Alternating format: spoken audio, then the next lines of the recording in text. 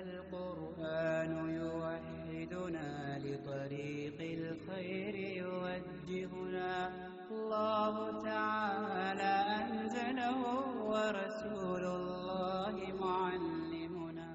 السلام علیکم ورحمۃ اللہ وبرکاتہ.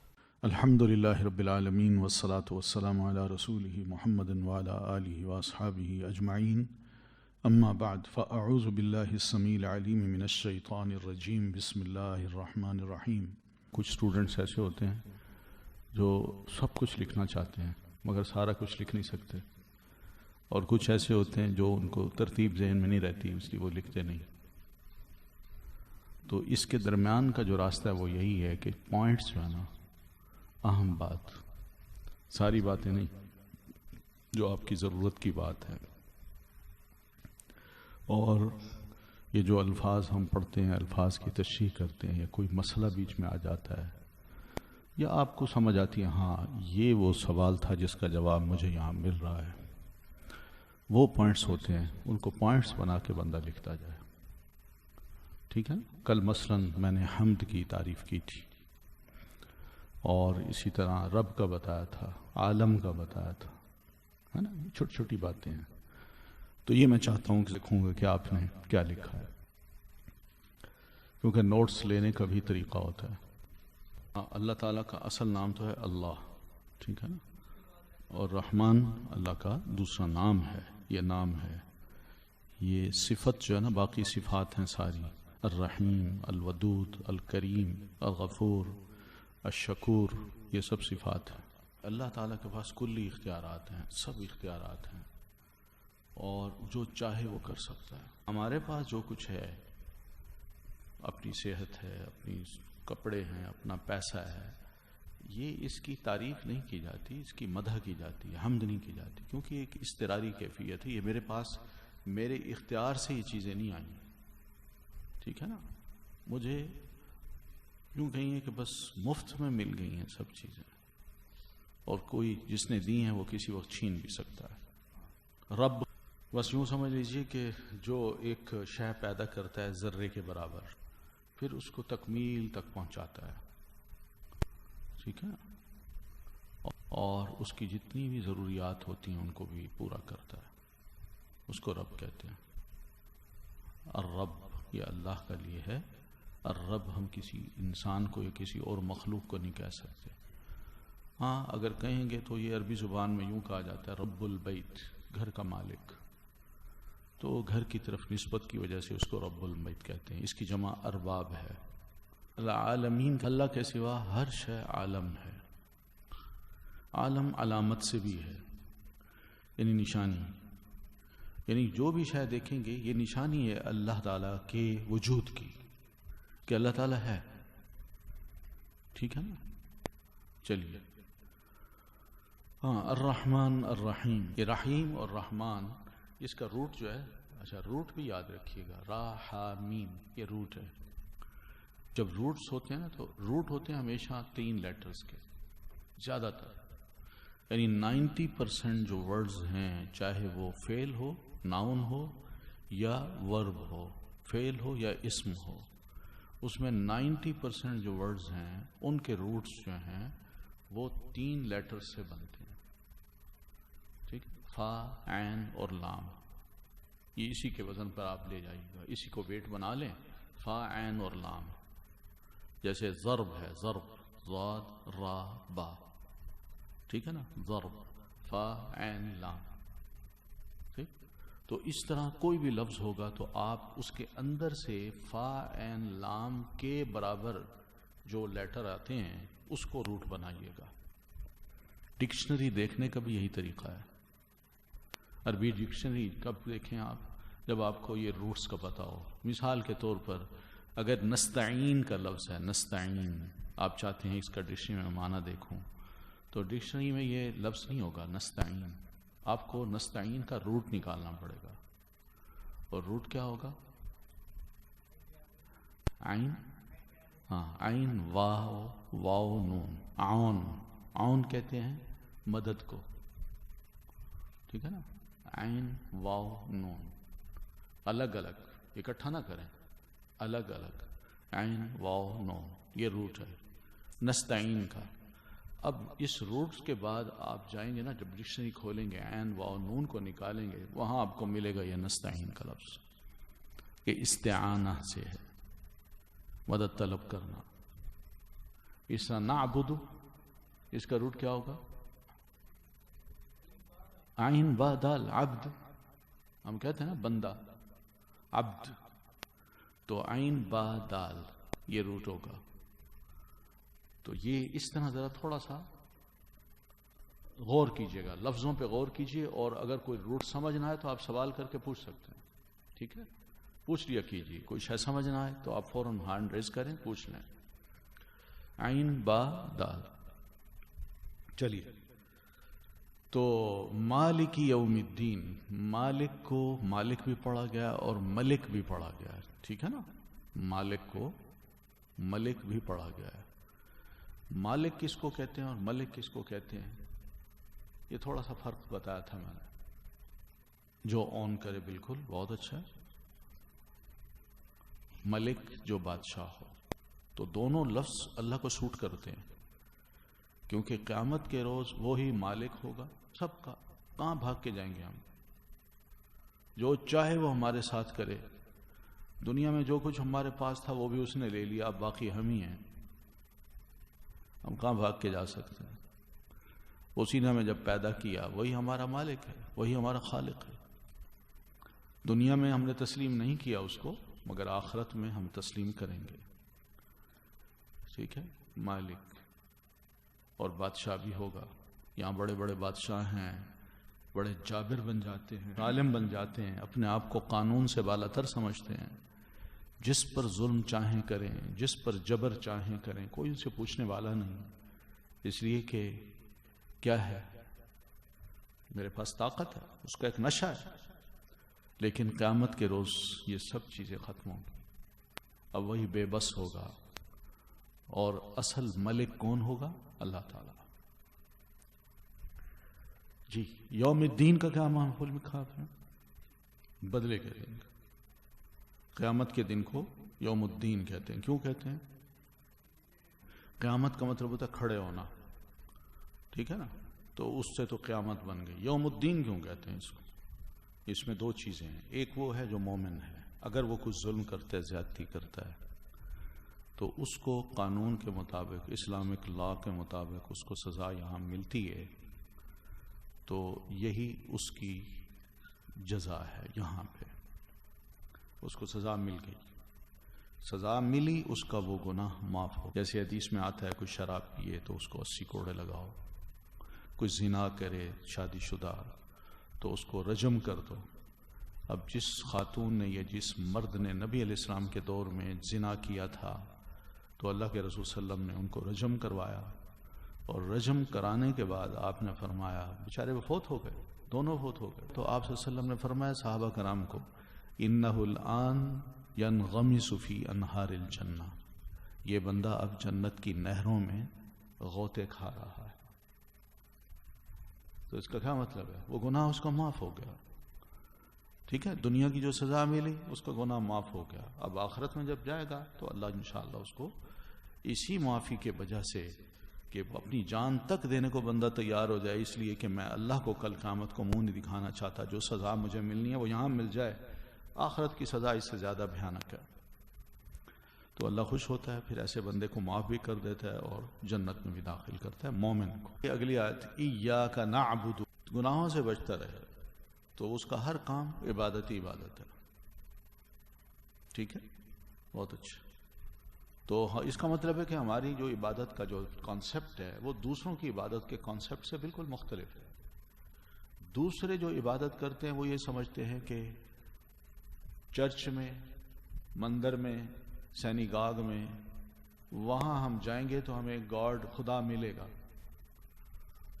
اور وہاں سے جب باہر نکلیں گے تو دامن جھاڑ دیں گے، اب ہم آزاد ہیں، اب ہم جو چاہیں کریں. اس لیے یہ جو باتیں ہوتی ہیں نا کہ دیکھیے مذہب ذاتی معاملہ ہے، ٹھیک ہے نا، اس کو پالیٹکس میں نہیں آنا چاہیے، اس کو حکومت میں داخل نہیں کرنا چاہیے. آپ کا اپنا مذہب ہے، میرا اپنا مذہب ہے، مگر ہم الگ الگ ہیں اس خیال سے کہ میرا مذہب اور ہے، آپ کا اور ہے، لیکن ملک میں کوئی تبدیلی لانی ہو یا کوئی دعوت دینی ہو دوسروں کو تو اس میں آپ دین کو داخل نہ کریں. آپ بزنس کرنا چاہتے ہیں تو بھائی وہ ٹھیک ہے، آپ حلال حرام کی تمیز نہ کریں. آپ ہمیں یہ سمجھائیں نا کہ بھئی یہ سود نہ لو، یہ کرو وہ کرو، یہ ہمیں نہ سمجھاؤ. یہ میرا معاملہ ہے، یہ ذاتی معاملہ ہے. تو مذہب کو کیا سمجھتے ہیں دوسرے؟ وہ کہتے ہیں چار دیواری کے اندر جو ہم عبادت کرتے ہیں کسی بھی عبادت گاہ میں، بس وہیں ہمیں اللہ ملتا ہے اور اس کے باہر ہم آزاد ہیں. یہ ان کا کانسیپٹ ہے. مگر ہمارا کیا ہے؟ ہمارا یہ ہے کہ مسجد کے اندر بھی ہمیں اللہ ملتا ہے اور مسجد کے باہر بھی. ہم اگر مسجد میں اس خیال سے آتے ہیں کہ اللہ کے حضور ہم کھڑے ہیں اور اللہ ہمیں دیکھ رہا ہے، ہماری دعاؤں کو سنتا ہے، تو وہ اللہ مسجد سے نکلتے ہی کوئی بہرا نہیں ہو جاتا. وہاں بھی دیکھ رہا ہوتا ہے، وہاں بھی سن رہا ہوتا ہے، وہاں بھی چیک کر رہا ہوتا ہے. سمجھ آئی نا؟ تو عبادت کا جو کانسیپٹ ہے ہمارے ہاں وہ چار دیواری کے اندر بھی ہے اور چار دیواری کے باہر بھی. میں گھر میں ہوں وہاں بھی اللہ کی عبادت کروں، میاں بیوی آپس کے ان کے تعلقات، بچوں کی تربیت، گھر کا ماحول، دکان، آفس، ہر جگہ میں ضرور دیکھوں کہ اللہ مجھے کیا کہتا ہے، اور جب چاہتا ہے میں ویسی چلوں. اس کا نام ہے عبادت. بڑا براڈ کانسیپٹ ہے ہمارے ہاں عبادت کا. اس لیے تو مومن کا ہر عمل اللہ تعالیٰ کے ہاں قابل ثواب ہے، نیک عمل جو بھی کرتا ہے. لیکن اگر گناہ کرتا ہے تو اللہ کو بڑا افسوس ہوتا ہے، دکھ ہوتا ہے اس کو. ٹھیک ہے. وَإِيَّاكَ نَسْتَعِينُ. کیا مدد چاہتے ہیں، کس قسم کی؟ ایک تو مدد میں آپ سے بھی لے سکتا ہوں کہ میں آپ سے کہوں یہ ذرا یہ قلم کتاب اٹھا کے مجھے دے دیجیے، یہ مدد ہے جو آپ میری کر رہے ہیں، ہے نا؟ تو اس معاملے میں بھی ہم اللہ تعالیٰ سے مدد مانگیں گے. جو سامنے ہے اس سے مدد لی جا سکتی ہے، لیکن ایک وہ ہے جو سامنے نہیں ہے، موجود ہی نہیں ہے. اللہ تعالیٰ کی ذات تو زندہ ہے نا، الحی ہے نا، القیوم ہے نا، وہ ہمارا خالق ہے، مالک ہے، ہم اس کو تو مانتے ہیں. لیکن اللہ کے علاوہ جو دوسرے ہیں وہ اگر ہمارے سامنے موجود نہیں ہیں تو کیا ہم ان سے مدد مانگیں؟ یہ مطلب ہے ان سے ہم مدد نہیں مانگ سکتے، بلکہ کس سے مانگیں گے؟ اللہ تعالیٰ سے. ٹھیک ہے. آپ سامنے ہیں، میں آپ سے کہہ سکتا ہوں کیونکہ آپ موجود ہیں. لیکن آپ جیسے لوگ اگر دنیا میں کسی وقت تھے اور آج نہیں ہیں، یا وہ مخلوق جو اللہ نے پیدا کر رکھی جو ہماری آنکھوں سے اوجھل ہے، فرشتے ہیں یا اسی طرح جن ہیں اور بہت سی خرافات کی صورت میں ہمارے کچھ خیالات ہیں، دیو ہیں، پریاں ہیں، پتہ نہیں کیا کیا کانسیپٹس ہیں، تو ان کے بارے میں ہم یہ سوچیں ہم ان سے بھی مدد مانگتے ہیں. کیا یہ درست ہے؟ نہیں. صرف درست یہ ہے کہ صرف اللہ تعالیٰ کی ذات کو ہم سمجھیں کہ وہ ہمیشہ سے زندہ ہے، ہمیشہ سے قائم ہے، وہی میرا خالق ہے، وہی مالک ہے، وہی مدد کر سکتا ہے. اور وہ کب ہوتی ہے مدد، کب ضرورت پڑتی ہے؟ جب انتہائی مشکل میں یا میں مصیبت میں آ جاؤں، انتہائی مشکل میں. تو ایسی مشکل حالات میں بجائے اس کے کہ لوگوں کے آگے رہوں، ان سے مدد مانگتا رہوں، میں کہوں اللہ تجھ سے مدد چاہیے میری. مسلمان مجاہدین، ہماری فورسز جب بارڈر پہ کھڑی ہوتی ہیں دشمن کے سامنے، تو ایک دوسرے کے تو وہ ساتھی ہوتے ہیں، مگر اس موقع پر مسلمان مجاہدین کا، ہماری مسلمان فورسز کا یہاں یہ عقیدہ ہوتا ہے اور دل سے یہ دعائیں کر رہے ہوتے ہیں، اللہ یہ جنگ ہم شروع کر رہے ہیں، اب تیری طرف سے مدد آنی چاہیے. ٹھیک ہے نا؟ تو وہ مدد کیا ہوتی ہے؟ ان کو یہ علم ہے ہماری تعداد، ہمارا اسلحہ، ہمارے ساری تیاریاں یہ کچھ نہیں کر سکتی جب تک کہ اللہ کی مدد شامل حال نہ ہو.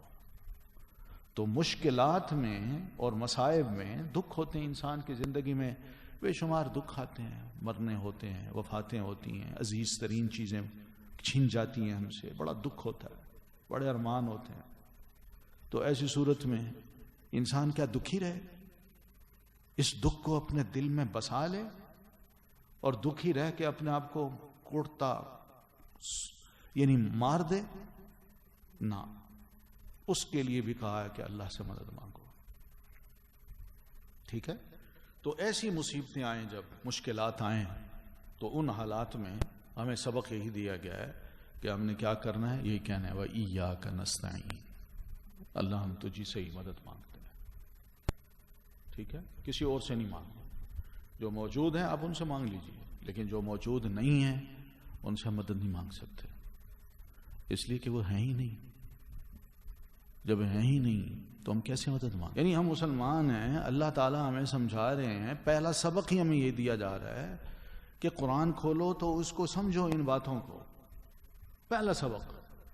اور ہم اس سبق کو اگنور کر رہے ہیں، پرواہ نہیں کر رہے. نمازیں بھی پڑھتے ہیں، دعوے بھی کرتے ہیں کہ اللہ کی عبادت کر رہے ہیں، مگر جو منہ سے کہہ رہے ہیں اس کو ہم سمجھ نہیں پا رہے، جس کا نتیجہ کیا ہے؟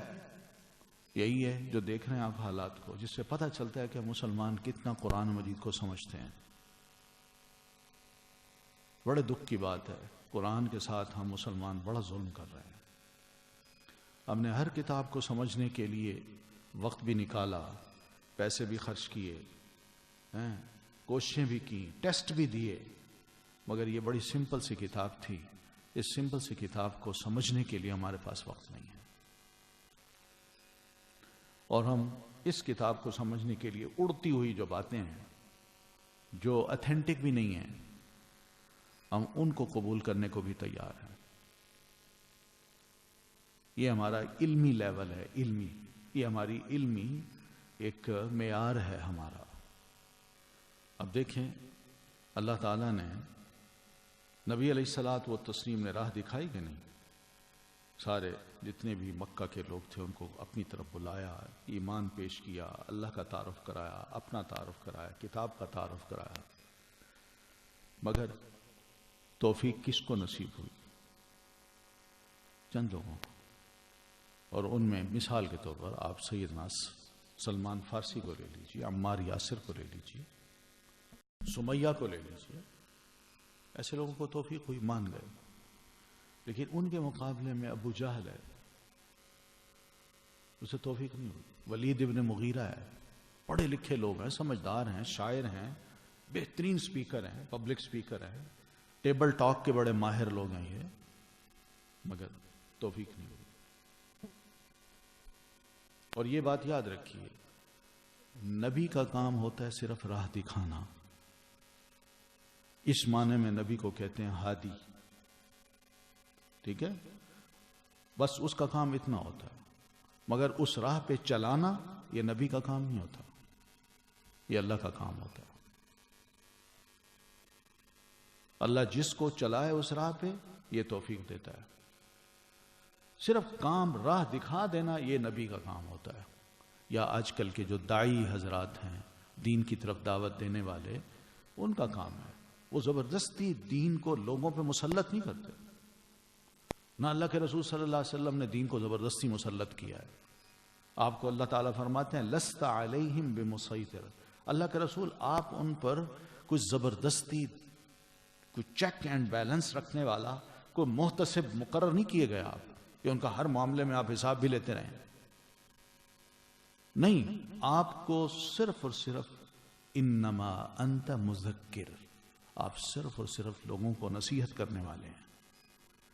تو آپ نے لوگوں کو صرف راہ دکھائی ہے کہ آ جاؤ اس طرف، مان لو اس بات کو، تفلحوا وتملکوا العرب والعجم، تم فلاح پا جاؤ گے اور عرب و عجم کے مالک بھی بن جاؤ گے، بادشاہ بھی بن جاؤ گے. آپ نے اتنا بتایا.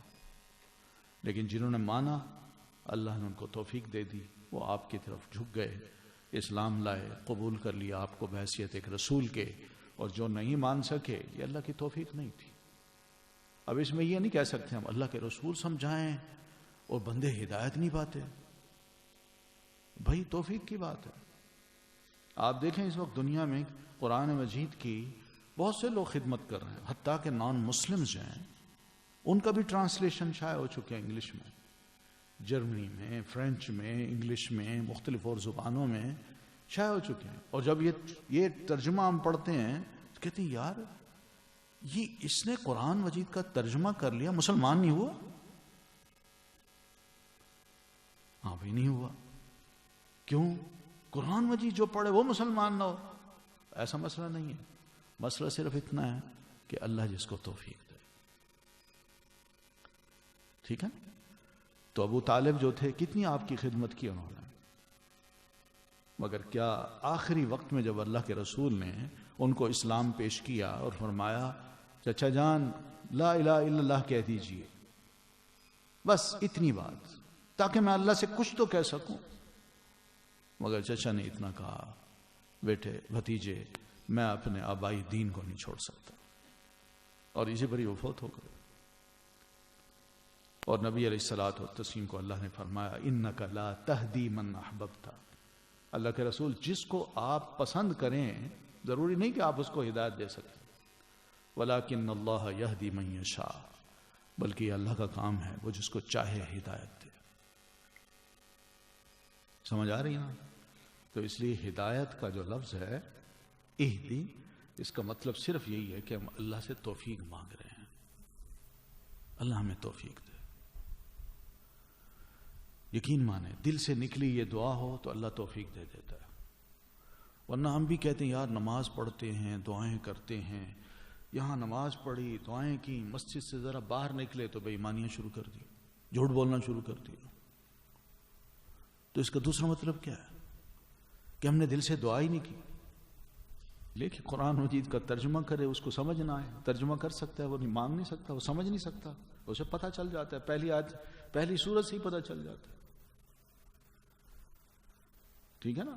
تو وہ اس کو پتہ ہے اندر جو کفر بیٹھا نا، ایک ضد اناد، وہ اور چیز ہے، وہ نہیں نکالنا چاہتا. اب بتائیے دنیا کا کوئی گھر ہے جہاں اسلام کی بات نہ پہنچی؟ اب تو میڈیا ہے، سوشل میڈیا ہے، ہر جگہ پہنچ گئی اسلام کی بات. الحمدللہ یہ دور ایسا ہے کہ اس دین کی حجت ان لوگوں کے پر قائم ہو گئی ہے. کل کو یہ لوگ نہیں کہہ سکتے اللہ اسلام کی آواز ہم تک نہیں پہنچی تھی، یا قرآن کا نام ہم نے نہیں سنا تھا، یا محمد صلی اللہ علیہ وسلم ان کا نام ہم نے نہیں سنا تھا. اب کل کو یہ لوگ نہیں کہہ سکتے. کیا ہدایت زیادہ ضروری ہے یا پیسہ، روٹی، کپڑے؟ دیکھیں کھاتا پیتا تو غیر مسلم بھی ہے، ٹھیک ہے نا، پیسہ بھی اس کے پاس ہے، بلکہ ہم سے زیادہ بہترین لائف اس کی ہے. دنیا ان کے لیے جنت بن چکی ہے، اپنے گھروں کو اپنے ماحول کو جنت جیسا بنا چکے ہیں. اور ہم ہیں ہمارے لیے اپنا گھر جو بھی ہے کوشش ہم کرتے ہیں ویسے بننے کی، مگر ہم بن نہیں سکتے کیونکہ ہمارے ہاں وہ چیز سسٹم ہے ہی نہیں جو انہوں نے اپنا بنا رکھا ہے. لیکن میں کہنا یہ چاہ رہا ہوں دنیا تو ہے ان کے پاس. کیا دنیا زیادہ اہم ہے مسلمان کے لیے؟ ہدایت زیادہ اہم ہے، ہدایت زیادہ اہم ہے. اس لیے یہ سورۃ فاتحہ میں سب سے پہلی دعا اللہ نے ہمیں یہ سکھائی ہے کہ روٹی، کپڑا، مکان، پیسہ، اس کا ضامن میں ہوں. دنیا میں جو بھی آیا نا اس کو میں نے کھلانا ہے، میں نے پلانا ہے، آخری لقمہ کھائے بغیر وہ فوت نہیں ہو سکتا، اس کو ملے گا. یہ اللہ تعالیٰ نے فرمایا الا علی اللہ رزقها، کوئی بھی رینگنے والی شے ایسی نہیں جس کا رزق اللہ تعالیٰ پر نہ ہو. نحن نرزقکم وإیاکم، اور ماں باپ ہم تمہیں بھی رزق دیتے ہیں اور آنے والے جو بچے ہیں ان کو بھی دیں گے، یہ اللہ تعالیٰ فرماتے ہیں. ٹھیک ہے؟ تو کھانا پینا پہننا سب معاملے اللہ نے اپنے ذمہ لے رکھے ہیں. لیکن جو چیز ہمیں ضرورت ہے وہ ان کی نہیں ہے، نہ پیسوں کی ضرورت ہے، نہ کاروبار کی، نہ کسی گھر کی، نہ اور چیزوں کی، یہ سب. لیکن جو اصل چیز ہے وہ ہدایت ہے. اس لیے پہلی دعا یہ اللہ تعالیٰ نے ہمیں یہ سکھائی ہے کہ ہم اس سے دعا کریں کہ اہدنا، اللہ تو ہمیں ہدایت دے، الصراط المستقیم، سیدھی راہ کی. ہماری سب سے بڑی ضرورت یہ ہے. اسی سے کیا ہے؟ پل صراط بھی ہے. یعنی وہ جو پل صراط ہے وہ اتنا باریک ہوگا جو تیز دھاری تلوار ہے اس سے بھی زیادہ باریک. ٹھیک ہے؟ تو یعنی اس کو کراس کر کے بندے جنت میں جائیں گے، ورنہ کٹ کٹ کے نیچے گرتے جائیں گے، نیچے دوزخ ہوگی. تو مراد کیا ہے پھر اس سے؟ صراط سے کیا مراد ہوئی پھر؟ مقصد یہ کہ اگر یہ تلوار کی دھار پہ ہمیں چلنا پڑے تو ہم کیسے چلیں گے؟ محتاط ہو کے چلیں گے کہ نہیں؟ ہے نا؟ اچھی طرح مینٹلی تیار ہو کے، محتاط ہو کے، اور اپنے آپ کو بچاتے یعنی زندگی میں بہت سی ایسی مسائل ہیں کہ جو گناہوں کی طرف بھی کھینچتے ہیں، جو شر بھی کروا سکتے ہیں ہم سے، خیر سے دور کر دیتے ہیں. تو یہ ساری محتاط زندگی کا نام ہے. الصراط المستقیم یہ محتاط زندگی کا نام ہے. کہیں ایسا نہ ہو کہ اس تیر دھاظی تلوار کی زد میں ہم آ جائیں اور گناہ ہمیں کاٹ دیں، ہماری نیکیاں ختم کر دیں. انعمت علیہم سے کیا مراد ہے؟ انعام کیا. کتنے لوگ ہیں وہ؟ انبیاء، صدیقین، شہداء، صالحین. تو یہ قرآن مجید کی آیت ہے، مَن یُطِعِ اللَّهَ وَرَسُولَهُ فَأُولَٰئِکَ مَعَ الَّذِینَ أَنْعَمَ اللَّهُ عَلَیْہِم مِنَ النَّبِیِّینَ وَالصِّدِّیقِینَ وَالشُّہَدَاءِ وَالصَّالِحِینَ. جو اللہ اور اس کے رسول کی اطاعت کر کر کے اپنی زندگی اس دنیا سے گزار دے گا تو یہ ان لوگوں کے ساتھ ہوگا جن پر اللہ نے بڑا انعام کیا. اور وہ کون ہے؟ نبی، صدیق، شہداء اور صالحین. یہ انہی میں جا کے شامل. المغضوب علیہم غضب کیا گیا، علیہم علی اوپر، ہم جن پر، المغضوب غضب کیا گیا. یہ معنی اس طرح کرنا ہے کہ ہمارے ہاں مقتول کہتے ہیں نا، مقتول کیا مطلب ہوتا ہے؟ قتل کیا گیا. مکتوب لکھا گیا ہے نا. محمود تعریف کیا گیا. ٹھیک ہے. اس طرح معروف جانا گیا. بہت سے اسی وزن پہ آئیں گے تو ہم نے اس کا مطلب ہی کرنا ہے کیا گیا، غضب کیا گیا علیہم جن پر. تو یہ کون لوگ ہیں؟ جن پر پاس علم تھا شریعت کا مگر عمل نہ کیا تو اللہ ان پر غضبناک ہوتا ہے. اور یہ کون ہے؟ یہ یہودی ہیں، کرسچن نہیں ہیں، یہ یہودی ہیں. ان کے پاس کتابت تورات کا علم تھا، ان کو پتہ تھا، ان کی کتاب میں لکھا ہوا تھا کہ محمد الرسول اللہ صلی اللہ علیہ وسلم نے آنا ہے. ان کی علامات یہ ہیں اور ہم نے ان کی مدد کرنی ہے. تو انہوں نے کیا کیا؟ اس علم کے باوجود انکار کر دیا کہ ہم نہیں مانتے. عربوں میں کیوں آیا؟ ہم میں کیوں نہیں آیا؟ جانتے بوجھتے. ٹھیک ہے نا. اس طرح اور بھی بڑے شرعی احکام تھے، ان کو بھی یہ کیا کرتے تھے؟ چھپا دیتے تھے جانتے بوجھتے. کوئی امیر ہوتا تو اس کے لیے وہ چھپا دیتے، اور غریب ہوتا تو وہ کہتے دیکھو یہ قانون ہے، اس کے مطابق تمہیں سزا ملنی ہے. تو اللہ کہتے ہیں یہ کیا مذاق ہے؟ تو اللہ ایسے لوگوں پر بڑا غضبناک ہوتا ہے جن کے پاس علم ہو شریعت کا مگر عمل نہ کریں. اور ضالین کون ہے؟ گمراہ لوگ. یہ کون ہوتے ہیں؟ سنی سنائی باتوں پر، علم کی بنیاد پہ نہیں، گمان کی بنیاد پہ جو چلتے ہیں ان کو کہا گیا ضالین. ٹھیک ہے نا. یہ نام اللہ نے نہیں لیے مگر رسول اللہ صلی اللہ علیہ وسلم نے بتایا مغضوب علیہم سے مراد جو ہیں اور ضالین سے مراد کرسچن ہیں.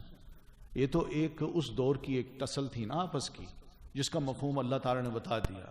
لیکن آج کے دور میں جو صورتحال ہماری ہے ہمیں بھی اندازہ کرنا ہے ہم کون ہیں. آج یقین مانے میرے پاس شریعت کا علم ہے، میں اس پہ عمل نہیں کرتا. ایک بات، اس صورت میں مجھ پر غضب نازل ہوگا. اور پبلک کے پاس شریعت کا علم نہیں ہے، وہ سنی سنائی باتوں پہ عمل کر رہی ہے. تو دونوں ٹائٹلز ہمارے اندر موجود ہیں. اس لیے جو کچھ ہمارے ساتھ ہو رہا ہے یہ کوئی ایسے نہیں ہو رہا، ایویں ہی نہیں ہو رہا. کچھ وجہ ہے اس کی، اور وجہ یہی ہے کہ جن کے پاس شریعت کا علم ہے وہ اس کے مطابق عمل نہیں کر رہے، پبلک کو بتاتے نہیں ہیں. اور جو پبلک وہ بیچاری سننا نہیں چاہتی، وہ کہتی جو سنی سنائی باتیں ہوں گی اس پہ ہم عمل کر لیں گے، بس اس کو شوق ہی نہیں ہے. تو یہ دونوں خامیاں ہمارے اندر آج موجود ہیں. پیارے رسول صلی اللہ علیہ وسلم نے یہ فرمایا تھا کہ وقت آئے گا کہ تم نے پچھلے لوگوں کی، پچھلی یہودیوں اور عیسائیوں جیسے کام کرنے ہیں، حتیٰ کہ وہ اگر کسی گوہ کے سوراخ میں داخل ہوئے ہوں گے نا تو تم بھی کہو گے ہم بھی گوہ کے سوراخ میں داخل ہوتے ہیں۔ آج دیکھ لیں ہم اندھی تقلید ان کی کر رہے ہیں، ان کا کلچر، ان کی گفتگو، ان کے انداز، ان کے ایٹیکیٹس، ہم انہیں کو بڑا پسند کرتے ہیں، اٹھتے بیٹھتے کرتے ہیں کہ نہیں؟ کیا یہ کلچر جو الحمدللہ رب العالمین کا ہے ہمارے ہاں ہے؟ ہمارے ہاں سوچئے کہ اللہ رزق دیتا ہے، اللہ کھلاتا ہے، اللہ صحت دیتا ہے، یہ ہوا اندر جاتی ہے باہر آتی ہے، یہ ساری کیا ہیں؟ بڑی نعمتیں ہیں۔ اور کیا ہم دل سے کہتے ہیں الحمدللہ؟ میں کوئی تنقید نہیں کر رہا، میں خود کہتا ہوں ہم اپنا جائزہ لیں کہ ہم کہاں کھڑے ہیں۔ کیا مغضوب علیہم ولا الضالین میں ہم آ تو نہیں رہے؟ یہ سوچنے کی بات ہے بس، ٹھیک ہے؟ چلیے تھوڑا سا آگے پڑھ لیتے ہیں۔ بسم اللہ الرحمن الرحیم۔ سورۃ البقرہ۔ سورت کا لفظ جو ہے یہ عربی زبان میں دیوار کو کہتے ہیں۔ قلعے کی جو دیوار ہوتی ہے نا، پرانے زمانے کے اگر آپ نے فورٹس دیکھے ہوں، لاہور کا فورٹ دیکھا، اگر لاہور کا فورٹ دیکھیں تو اس کی چار دیواری جو ہے بڑی اونچی اونچی ہے اور بڑی مضبوط ہے۔ یہ چار دیواری جو ہے اس کا مطلب یہی ہے کہ اندر جو بھی ہے وہ محفوظ ہے، پروٹیکٹڈ ہے، یہی ہے نا؟ اس لیے دشمن جب آتا ہے تو وہ چار دیواری کے ارد گرد تو گھومتا ہے مگر اندر نہیں جا سکتا، اور جو اندر ہے وہ اوپر سے دشمن کو نشانہ بناتا ہے اور مارتا ہے۔ فورٹس اس لیے بنائے جاتے تھے، اور اس کا ایک دروازہ ہوتا ہے، اس دروازے کو بھی بڑا مضبوط بنایا جاتا ہے اور اس پر بھی ان کے بہت سے لوگ کھڑے ہوتے ہیں تاکہ اگر باہر سے حملہ ہو تو ہم اس کا بھی جواب دے سکیں۔ تو یہ اس کو کہتے ہیں سور، اس کی مؤنث ہے سورت۔ سور کہتے ہیں اونچی مضبوط دیوار جو چاروں طرف سے اندر کے ماحول کو گھیرے ہوئے ہو۔ تو سورت کا پھر کیا مطلب ہے کہ یہ سورت وہ ہے، سورت اس کو کہتے ہیں کہ اس کے اندر جو بھی آیتیں ہیں، جو بھی لفظ ہیں، وہ سب اس سورت کی صورت میں، یعنی چار دیواری کی صورت میں اس کے اندر محفوظ ہیں۔ کسی اور سورت کا یا کسی اور کا کوئی لفظ اس کے اندر نہیں ہے، کوئی آیت نہیں ہے، ٹھیک ہے؟ تو اس کو کہتے ہیں سورت۔ اور آیت کا لفظ بھی سنو گا آپ، ہم بولتے ہیں آیت، آیت کہتے ہیں نشانی کو، نشانی کو۔ تو جب آیت ختم ہوتی ہے تو وہاں ایک چھوٹا سا نشان لگا دیتے تھے، تو وہ کہتے تھے آیا، بس یہاں آیت ختم ہوتی۔ البقرہ، بقرہ کہتے ہیں گائے کو، اس کی جمع ہے بقر، با قاف را، دونوں تینوں پہ آپ زبر لگا لیں، بقر، بقر، یہ جمع ہے اور اس کی واحد کیا ہے؟ یہ مؤنث ہے البقرہ، یہ واحد ہے۔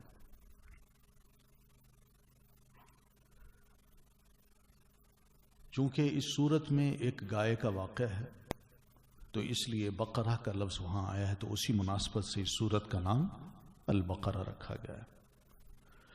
یہ صورت مدینہ میں نبی علیہ الصلوۃ والتسلیم پر نازل ہوئی۔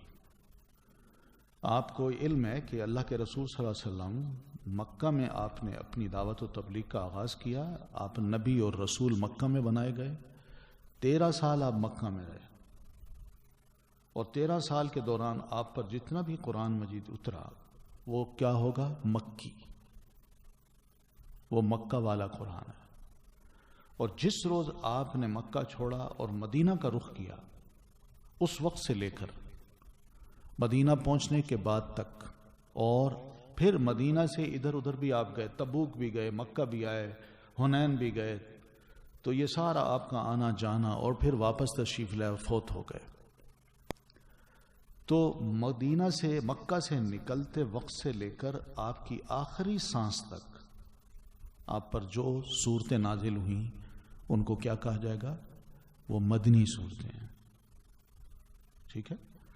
مکی صورتوں میں تھوڑا سا یہ دونوں میں فرق یہ ہے مکی اور مدنی صورتوں میں کہ مکی صورتوں میں جو اصلاح ہے وہ بلیفز کی ہو رہی ہے، ان کو سٹرانگ کیا جا رہا ہے. جو پچھلی خرافات ہیں نا، غلط قسم کے نظریات بنے ہوئے ہیں، ان کو دھویا جا رہا ہے. پرے کرو، ان کو نکال دو. یہ خدا، یہ جنات کا تصور، یہ ستاروں کو دیکھنا کہ ان کا ہمارے ساتھ کچھ رشتہ ہے، ہماری قسمت اس طرح بنتی ہے بگڑتی ہے، موسم یوں بنتے ہیں بگڑتے ہیں، حالات یوں بنتے ہیں بگڑتے ہیں. یہ مرنے والا کہاں جاتا ہے؟ وہ قبر میں زندہ ہوتا ہے یا مردہ ہوتا ہے؟ کیا وہ سنتا بھی ہے نہیں سنتا؟ اس قسم کے عجیب و غریب قسم کے نا وہ جتنے بھی کانسیپٹس تھے وہ اللہ تعالیٰ نے واش کیے، اپنے آپ جوڑا ہے. مجھے سمجھو سب کچھ، مجھے مانو، مجھے سمجھو اچھی طرح، مجھے پہچانو. تو اللہ تعالیٰ نے اپنی پہچان مکی صورتوں میں کرائی ہے. ٹھیک ہے. سب سے کاٹ کے اپنے ساتھ جوڑنے کی کوشش کی ہے، سمجھایا ہے، دلائل دی ہیں. اور جو مدنی صورتیں ان میں اب پریکٹیکل باتیں نہیں ہیں، یا پریکٹس کیجئے. آپ کلمہ پڑھ لیا ہے تو اب رسول جو کہتا جائے اس کی اطاعت کیجئے. نماز پڑھیے، روزے رکھیے، حج کیجئے، زکوٰۃ دیجئے. اسی طرح اپنے معاملات کو درست کیجئے، فیئر رہیے، لین دین کو ٹھیک کیجئے، حرام چیزوں سے بچیے، حلال چیزوں کو اپنائیے. یہ سب مدنی صورتوں میں آپ کو ملیں گے. ٹھیک ہے. تو اس صورت میں آپ دیکھیں گے کہ بھی بہت سے احکام ہیں جو اللہ تعالیٰ نے ہم مسلمانوں کو دیے ہیں، مسائل بتائیں شرعی. ٹھیک ہے.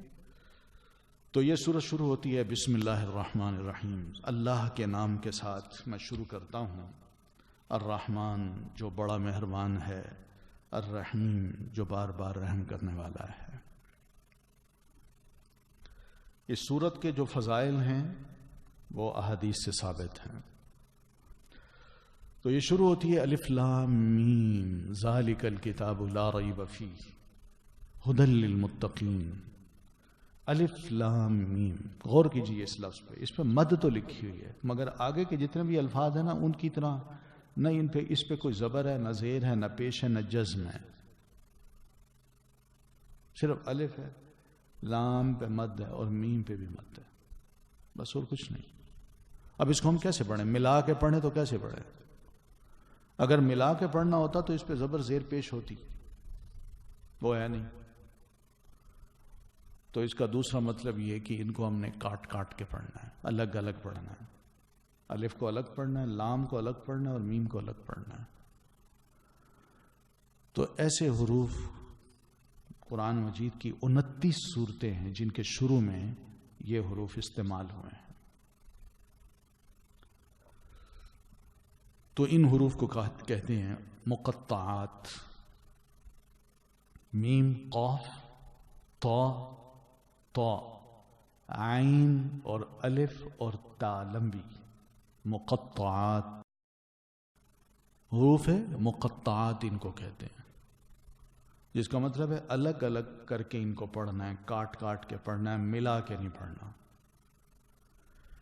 قرآن مجید سارا کلام جو ہے نا یہ اللہ کا کلام ہے، اور ہم پڑھ چکے ہیں کہ اللہ کا کلام بے معنی نہیں ہے.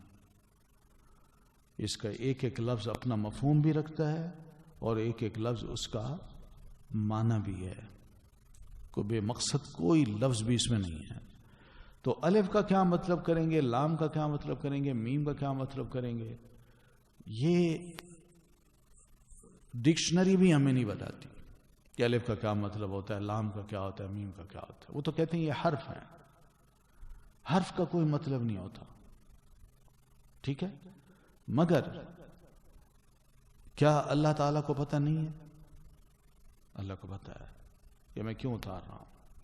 کیا جب یہ قرآن مجید نبی علیہ السلام پر اترا اور آپ نے عربوں کو سنایا، کیا وہ اس کا مفہوم نہیں سمجھتے تھے؟ وہ سمجھتے تھے. صرف وہ یہ سمجھتے تھے کہ یہ چیلنجنگ حروف ہیں جو ہمیں چیلنج دے رہے ہیں کہ عربی زبان ہماری ہے، اور ہم دعویٰ کرتے ہیں کہ محمد صلی اللہ علیہ وسلم نے اس قرآن کو خود بنایا ہے، اور ہم تو اس سے زیادہ فصیح اور بلیغ لوگ ہیں، بہترین ہم اسپیچ دے سکتے ہیں. اور الف لام میم کا مطلب یہ ہے کہ جو زبان تم بولتے ہو وہی قرآن کی ہے، تو انہی حروف سے قرآن بنا ہے. الف لام میم الف با تا سا جیم ہا خا جو الفابیٹکس ہیں انہی سے قرآن مجید بنا ہے. زبان بھی تمہاری ہے، تم بھی ایسا بنا کے دکھا دو. تم کہتے ہو نا یہ جھوٹ ہے، تم بھی بناؤ، پھر تم بھی مقابلہ کرو اس کا. یہ اصل چیز ہے. یہ الف لام میم. کوئی اسپیکر کھڑا ہو کے نا پبلک کے سامنے زور سے یوں کہے نا تو سارے یوں دیکھنے لگ جاتے تھے عرب حضرات یہ کیا کہہ رہا ہے، یہ کوئی بڑی اہم بات کرنے لگا ہے. آگے آتے تھے اور وہ سنتے تھے. پھر ایک انداز ہے دوسروں کو متوجہ کرنے کا، کھینچنے کا. تو سنو یہ حروف ہیں، ان حروف کے بعد آگے جتنے بھی لفظ بنیں گے وہ انہی حروف سے بنے ہوئے ہیں. تم کہتے ہو میں نے بنائے ہیں، میں تمہیں چیلنج دیتا ہوں کہ تم بھی اس طرح بنا کے لاؤ، اس لیے کہ تمہاری زبان بھی وہی ہے. ٹھیک. ذالک الکتاب، ذالک عربی زبان میں کہتے ہیں جیسے انگلش میں کہتے ہیں نا دیٹ، اور یہ کس کو کہتے ہیں؟ دس. تو دس کے لیے ہاذا کا لفظ ہوتا ہے اور دیٹ کے لیے ذالکا ہوتا ہے. تو کتاب تو یہ ہمارے سامنے ہے، تو ہمیں کہا جا رہا ہے دیٹ بک، اور یہاں لکھا ہوا ہے یہ کتاب. تو اس کا مفہوم یوں سمجھیے کہ ذالکا کا جو لفظ ہے نا یہ بعض اوقات عربی زبان میں کہنے ہماری زبان میں بھی ہے. ہم ایک کہتے ہیں این جناب، این جناب یعنی آپ جناب، اور ذرا زیادہ احترام کرنا ہو تو آن جناب بھی کہہ دیتے ہیں. این کا مطلب فارسی میں ہے یہ، اور آن کا مطلب ہے وہ بیٹھا سامنے، مگر کہتے اس کو آن جناب، آن حضرت. یہ کیا ہے؟ احترام، بزرگی، اس کا بڑا مقام دینے کے لیے یہ لفظ بولا جاتا ہے. تو ذالکا وہ کہا ہے، لیکن مراد یہ ہے کہ وہ کتاب جو لوح محفوظ میں ہے، اور جس کی صورت یہ ہے جو آپ کے پاس لکھی موجود ہے. اب سمجھ آ رہی ہے نا؟ وہ کتاب جو لوح محفوظ میں ہے، جو یہ ہے جو آپ کے پاس لکھی ہوئی ہے. ٹھیک ہے. تو اس لیے ذالکا کا لفظ دو معنوں کے لیے ہے. ایک اس کتاب کے مقام اور مرتبے کو بتانے کے لیے، ٹھیک ہے، جیسے ہم کہتے ہیں نا آن جناب، اسی طرح ذالکا کہہ دیتے، ذالک الکتاب. اور دوسرا یہ کہ وہ کتاب جو لوح محفوظ میں ہے اور جو لکھی اب آپ کے پاس ہے، آپ کے سامنے ہے، جس کو آپ پڑھ رہے ہیں. تو ذالک الکتاب یہ کتاب ہے.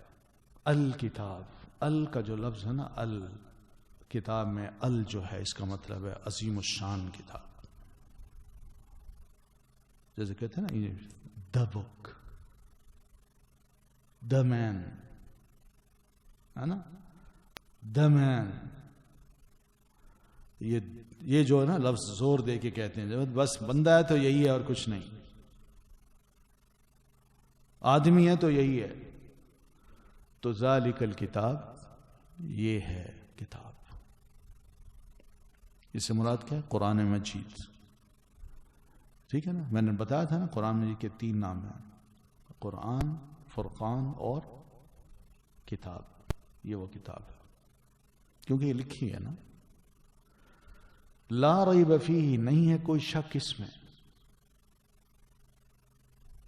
ریب عربی زبان میں کبھی ماربل دیکھا آپ نے؟ بالکل فلیٹ سفید ماربل ہو، اس ماربل میں کبھی ایک باریک سی ایسے لکیر چلتی آتی ہے، باریک سی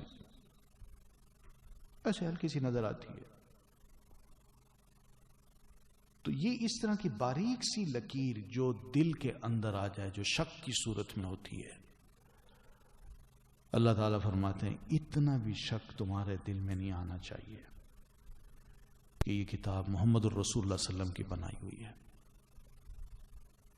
ان کی لکھی ہوئی ہے، بلکہ اللہ کی کتاب ہے، یہ اللہ کا کلام ہے۔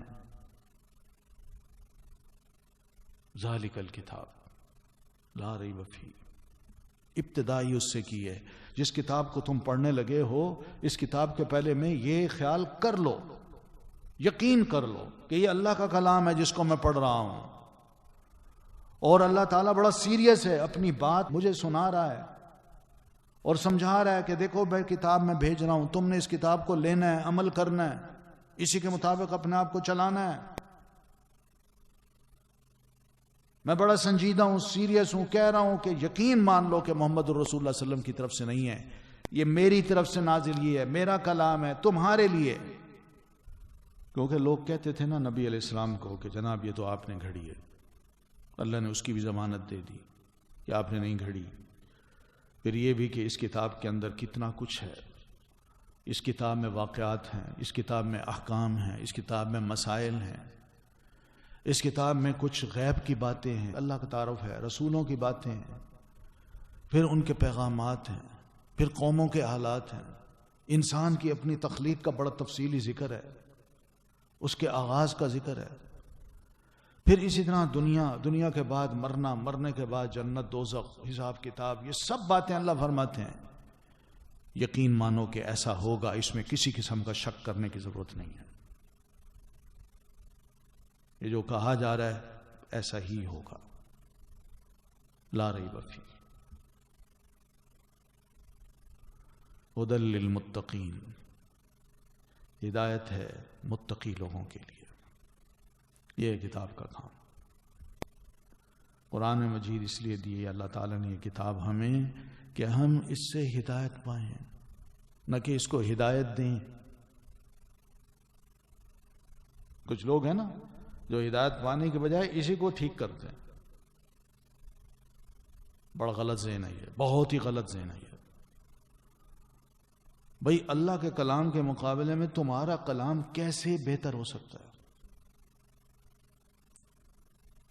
اللہ میرا خالق، یہ 6 فٹ کا قد، وہ جانتا ہے کہ اس کا مزاج کیا ہے، میں نے اس کو کس طرح بنایا ہے، اس کی کیا ضروریات ہیں، اس کی کیا نفسیات ہیں، یہ کیا کرے گا، حالات کو دیکھ کے کس طرح یہ بدلتا ہے، تو اس نے ہمیں دیکھ کے ہمارے مزاج اور حالات کے مطابق یہ کتاب اتاری ہے، تو میں نے اپنے آپ کو اسی کتاب کے مطابق ڈھالنا ہے، نہ پہ اپنی عقل کو بیچ میں لا کے قرآن مجید کے مفہوم کو اپنی مرضی کے مطابق بناؤں، یہ اس کی اجازت نہیں ہے، اس سے ہدایت نہیں ملتی۔ ہم نے اس سے ہدایت لینی ہے، نہ کہ اس کو دینی ہے۔ تو ہدن، یہ کتاب ہدایت ہے، ہم نے اس کو کیا بنا رکھا ہے؟ برکت کے حصول کا ذریعہ بنا رکھا ہے، برکتیں حاصل کرتے ہیں نا اس سے۔ کوئی فوت ہو جائے تو کتنے قرآن پڑھتے ہیں اور بخشوا دیتے ہیں، ہے نا؟ ہم سمجھتے ہیں اس کتاب کا کام یہی ہے۔ کوئی عدالتوں میں کوئی جھوٹی قسمیں کھانی ہو تو اس کتاب کو اٹھا کھڑا کرتے ہیں، لے جی اللہ کی قسم، اس قرآن کی قسم، بس اسی کے لیے۔ بچی رخصت ہو رہی ہو گھر سے تو قرآن کے سائے میں اس کو رخصت کرتے ہیں، یہ بس کتاب، اس کو ہم نے یہ سمجھ رکھا ہے۔ اور نہیں بھائی، یہ ستی چیزیں ہیں، ستی۔ اصل کیا ہے؟ ہدن، اس سے ہدایت لینی ہے۔ آپ جو کر رہے ہیں اس سے پوچھیں، یہ اللہ ہے، اللہ تعالیٰ کا کلام ہے، آپ اس سے پوچھیں کہ اللہ مجھے بتاؤ کہ کیا تیری کتاب کیا کہتی ہے، یہ بتائے گی آپ کو کہ آپ اس کام کو یوں کریں، یوں نہ کریں، اس کو چھوڑ دیں، یہ اپنائیں، یہ صحیح ہے، یہ غلط ہے، یہ کتاب بتائے گی۔ اسی کو ہدایت کہتے ہیں، اور کیا کہتے ہیں۔ مزے کی بات یہ کہ اس کتاب میں یہ رخ نہیں ہے کہ صرف ایک ہی رخ بتایا بس یہ کرتے جاؤ، یہ ثواب ہوگا، یہ ثواب ہوگا، نہیں، اس میں یہ بتایا اگر یہ کرو گے تو اس کا گناہ ہوگا، اس کی یہ سزا ہوگی۔ دونوں چیزیں پیرالل اللہ تعالیٰ نے چلائی ہیں. جہاں یہ بتایا جو ایمان لاتے ہیں عمل صالح کرتے ہیں ان کے لیے یہ ہے، اور جو کفر کرتے ہیں ہماری آیات کو جھٹلاتے ہیں ان کے لیے یہ ہے. تو اس لیے کھری کھری باتیں ہیں اس کتاب میں. اس لیے اس کتاب کو جب لوگ پڑھتے ہیں تو صرف متقی لوگوں کو اس کا فائدہ ہوتا ہے. متقی کون ہوتے ہیں؟ ان کی صفات آگے آ رہی ہیں. لیکن تقوی کا مفہوم سمجھ لیں، تقوی دل کے خوف کو کہتے ہیں. تقوی اس کو یوں سمجھیے کہ جناب سیدنا عمر رضی اللہ تعالیٰ عنہ نے اپنے ایک صحابی ساتھی سے سوال کیا جن کا نام تھا ابی ابن کعب. قرآن مجید کے وہ ماہر بھی تھے اور قرآن مجید کے حافظ اور قاری بھی تھے. ان سے سوال کیا کہ یہ بتاؤ تقوی کیا ہوتا ہے؟ تو انہوں نے سوال کر دیا سیدنا عمر سے، یہ بتائیے کہ آپ کبھی ایسے راستے سے گزرے ہیں جہاں کانٹے دار جھاڑیاں ہوں؟ کہنے لگے جی ہاں گزرا ہوں. تو جناب ابی ابن کعب نے فرمایا تو پھر آپ کیا کرتے ہیں وہاں؟ جب آپ وہاں سے گزر رہے ہوں تو کیا کرتے ہیں؟ تو فرمانے لگے میں یہی کرتا ہوں کہ اپنے کپڑوں کو سمیٹ لیتا ہوں اور پوری کوشش سے بچتا بچاتا وہاں سے گزر جاتا ہوں کہ کہیں کوئی کپڑے کو میرا کانٹا چبھ کے پھاڑ نہ دے یا زیادہ چبھ کے مجھے زخمی نہ کر دے. تو یہ انہوں نے فرمایا. تو فرمانے لگے ابی ابن کعب اسی کا نام تقوی ہے کہ آپ اپنی زندگی میں بہت سے گناہ دیکھیں گے، بہت سے غلط کام دیکھیں گے، وہاں اپنے آپ کو آپ سمیٹ لیجئے، بچا کے اپنے آپ کو گزار لیجئے یا اس گناہ سے بچ جائیے. اسی کا نام تقوی ہے. تو یہ تقوی جو ہے اللہ تعالیٰ کو بڑا پسند ہے. اس تقوی میں بندے کی اپنی خدا خوفی ظاہر ہوتی ہے. آپ دیکھیں نبی علیہ الصلاۃ والتسلیم نے تقوی کے بارے میں جو ارشادات فرمائے ہیں ہم حیران ہوتے ہیں کہ کتنا نبی علیہ السلام نے اس بارے میں ہمیں تاکید کی، اور قرآن مجید بھی اس کے بارے میں بہت کچھ کہہ چکا ہے. آپ فرماتے ہیں اتق المحارم، جو اپنے رشتہ دار ہیں ان کے بارے میں اللہ کا خوف کرو. لمبی حدیث ہے، صرف میں ٹکڑے بتا رہا ہوں. اتق المحارم، جو قریبی رشتہ دار ہیں ان کے بارے میں اللہ کا خوف کرو، ان کے حقوق ادا کرو، ان کے ساتھ صلہ رحمی کرو، قطع رحمی نہ کرو. پھر آپ فرماتے ہیں اتقوا الظلم، ظلم سے بچو. سب مسلمانوں کو فرماتے ہیں ظلم نہ کرنا. یہ زیادتیاں، یہ ظلم جو ہو رہا ہے جس کی وجہ سے معاشرے میں بڑی خرابیاں پیدا ہوتی ہیں، اس سے بچو. یہ مسلمانوں کا ماحول نہیں ہے. پھر آپ فرماتے ہیں اتقوا دعوت المظلوم، کہ جو مظلوم کی بد دعا ہے اس سے بچو. میں تو ظالم بن جاتا ہوں مگر جس پر میں نے ظلم کیا ہوتا ہے وہ معلوم نہیں اس کے دل سے کتنی آہیں نکلتی ہیں، اور اس کی ایک آہ جا کے رب کے دربار کو، رب کے عرش کو جب کھٹکھٹاتی ہے تو اس ظالم کو سبق سکھا دیتا ہے اللہ تعالیٰ. مگر ہم نہیں سوچتے کہ یہ کیا تھا، میں نے ظلم کیا تھا اس کی وجہ سے ہے یا مظلوم کی بد دعا ہے اس کی وجہ سے. پھر اسی طرح آپ فرماتے ہیں اتقوا النار، دوزخ کی آگ سے بچو. ولو بشق تمرہ، خواہ آدھی کھجور سے بھی بچنا ہو. اگر تمہارے پاس کچھ نہیں، ایک کھجور گھر میں رکھی ہے، آدھی کھجور بھی اگر اللہ کی راہ میں دینا پڑ جائے تو وہ دے دو. یہ کھجور بھی تمہیں دوزخ کی آگ سے بچا لے گی. معمولی سا صدقہ جو اپنی حیثیت کے مطابق تم دے رہے ہو، اس کو معمولی نہ سمجھو، اس کی بھی بڑی ویلیو ہے اللہ تعالیٰ کے. پھر اسی طرح آپ فرماتے ہیں اتقوا المذابح. مذابح کا مطلب آپ نے کی ہے انہی محاریب. لوگ جب مجلسیں بنا کے بیٹھتے ہیں نا تو کچھ یہ ہوتے ہیں کہ وہ صاحب صدر بن جاتے ہیں. یہ جو صاحب صدر بننا ہے، اپنے آپ کو نمایاں کرنا ہے، نبی علیہ السلام نے فرمایا اس سے بچو، اس سے بچو. اس لیے کہ انسان کے اندر ایک غرور، تکبر، عجب کہ میں بڑی شے ہوں وہ پیدا ہو جاتا ہے، اور یہی بندے کی جو نیکیاں ہیں برباد کرنے والی چیز ہے. تو یہ بچنا ہے، بچنا. بہت سے گناہ ہوتے ہیں جو گناہگار جو لوگ بچتے ہیں ان کو کہتے ہیں متقی. اب انہی متقی کی کچھ صفات ہیں کہ الذین یؤمنون بالغیب، وہ جو ایمان لاتے ہیں بالغیب غیب پر، ویقیمون اور وہ قائم کرتے ہیں الصلاۃ نماز، ومما اور اس سے جو رزقنا رزق دیا ہم نے ہم ان کو ينفقون وہ خرچ کرتے ہیں. یہ متقین کی صفات ہے. پہلی صفت کیا ہے کہ وہ ایمان بالغیب رکھتے ہیں.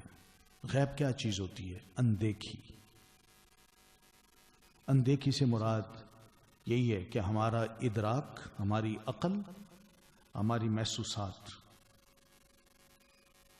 اس چیز کو محسوس نہ کر سکے، عقل اس کا ادراک نہ کر سکے، اور ہماری حس اس کو جان نہ سکے.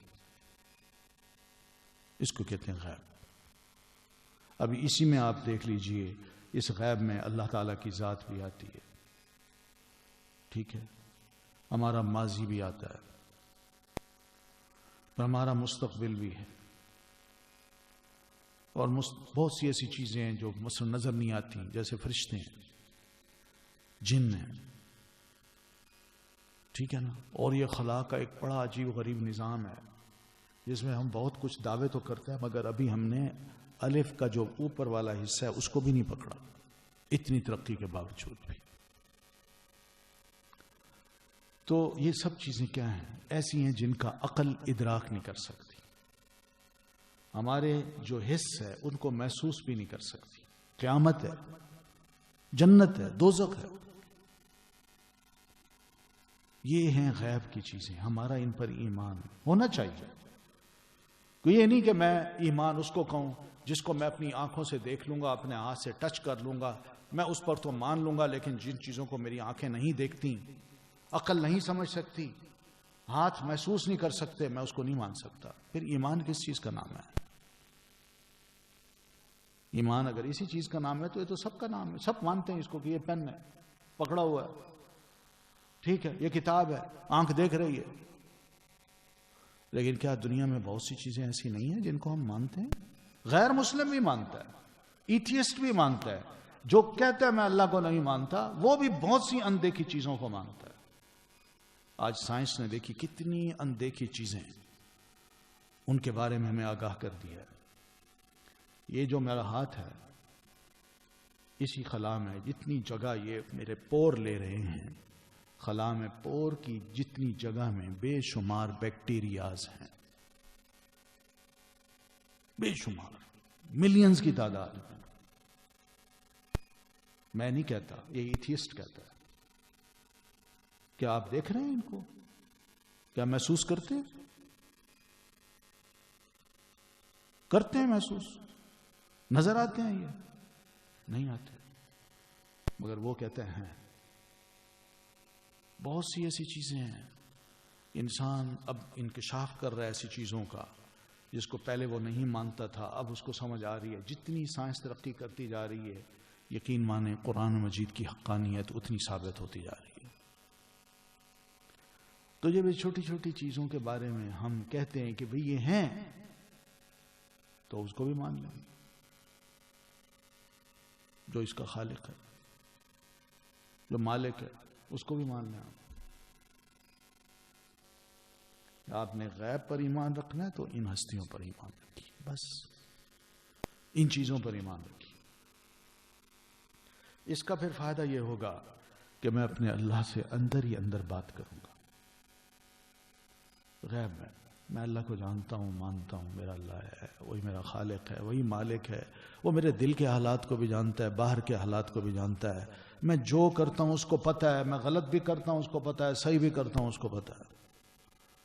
تو بندہ علیحدگی میں بیٹھ کے جب اللہ سے باتیں کرتا ہے تو اس کو شرم بھی آتی ہے، خیال بھی آتا ہے کہ اللہ اتنا مہربان، میں اتنا گناہگار کیوں. تو بندہ پھر روتا ہے، اللہ سے جوڑنے کی کوشش کرتا ہے، اور اللہ ایسے بندے سے بڑا پیار کرتا ہے. تو ایمان بالغیب بہت ضروری چیز ہے. تو یہ ایمان رکھنا. ایمان کس کو کہتے ہیں؟ ایمان کا ویسے تو عربی زبان میں اس کا جو مطلب ہے وہ ہے صرف تصدیق کرنا، کسی شے کی تصدیق کرنا. ٹھیک ہے جی میں مانتا ہوں. جیسے سیدنا یوسف علیہ السلام کے جو بھائی تھے، وہ جب بھائی کی قمیض اٹھا کے اپنے باپ کے پاس لائے، والد کے پاس، اور قمیض دکھاتے ہوئے کہا کہ وما انت بمؤمن لنا ولو كنا صادقین. ابا جان ہم جو کہہ رہے ہیں بھائی کو بھیڑیا کھا گیا ہے، تو ثبوت کے طور پر ہم آپ کو یہ قمیض دکھا رہے ہیں، آپ کو شاید یقین آ جائے، اب ہماری بات کو سچا جان لیں، ورنہ ہم ماننے والے کہاں. وما انت بمؤمن لنا، آپ ہماری بات ماننے والے کہاں، تصدیق کہاں کریں گے. تو عربی زبان میں ایمان کا مطلب صرف تصدیق کرنا، لیکن شریعت جو ہم سے مانگتی ہے کہ ایمان کس کو کہیں، وہ ہے کہ اعتقاد ہو، یہ عقیدہ ہو کہ اللہ تعالی ہے، اور اس کا اظہار ہو، منہ سے انسان بولے کہ میں مانتا ہوں اللہ تعالی ہے، اور پھر عمل بھی کرے. جو عمل کرے وہ اللہ کے خوف سے کرے. تو ایمان نام ہے عقیدے کا، یقین کا، عمل کا اور قول کا. میں کہوں لا الہ الا اللہ محمد الرسول اللہ، اب یہ زبان سے تو میں نے کہہ دیا، دل سے بھی میں اس کی تصدیق کروں تو دل سے تصدیق یہ میرا عقیدہ بن جائے گا، منہ سے اظہار کروں گا تو یہ میرا قول بن جائے گا، اور اسی کے مطابق اپنی لائف کو گزاروں گا تو یہ میرا عمل بن جائے گا. اس کا نام ہے ایمان. تو یہ ایمان جو ہے نا کبھی گھٹتا ہے کبھی بڑھتا ہے. ہم اچھے کام کرتے جائیں گے تو انشاءاللہ نیکی میں آگے بڑھتے جائیں گے، اور اگر ذرا تھوڑا سا ادھر ہٹ کے دوسری طرف جانا شروع کر دیں گے تو آہستہ آہستہ نیکیاں ہم سے رخصت ہو جائیں گی، اور بری صحبت میں پڑھ کے ہم برے سے برے کام کرتے جائیں گے. تو اس لیے ایمان کا فائدہ یہ ہے کہ انسان اپنے ایمان کو بڑھاتا جائے، اور نیکیاں کرے، اور نیکیاں کرے، اور نیکیاں کرے. جتنی بھی نیکیاں کرے گا، جتنی بھی نیکیوں کو پسند کرے گا، اچھے عمل کرے گا، اس قدر اس کا ایمان بڑھتا جائے گا اور مضبوط ہوگا. اور جتنا اس سے دور ہوگا اس کا ایمان اتنا ہی کمزور ہوگا. ٹھیک ہے. تو یؤمنون بالغیب، غیب پر وہ ایمان لاتے ہیں. وَيُقِيمُونَ الصَّلَاةَ، اور وہ قائم کرتے ہیں نماز کو. ایمان کے بارے میں آپ تو پتہ ہے نا کہ ایمان کہتے پھر کس کو ہیں. مقصود یہ ہے، شرعی ایمان کا مقصد صرف یہی ہے کہ ہم یہی کہیں کہ آمنت باللہ وملائکتہ وکتبہ ورسلہ والقدر خیرہ وشرہ من اللہ تعالی والبعث بعد الموت. کہتے ہیں نا یہ ایمان ہے. اس کا ہم اظہار کرتے ہیں، منہ سے بھی کہتے ہیں، دل سے بھی مانتے ہیں، اور اب باقی عمل میں جو کوتاہی ہے اگر وہ چھوڑ دیں تو ہمارا ایمان بڑا پکا ہے، بڑا مضبوط ہے.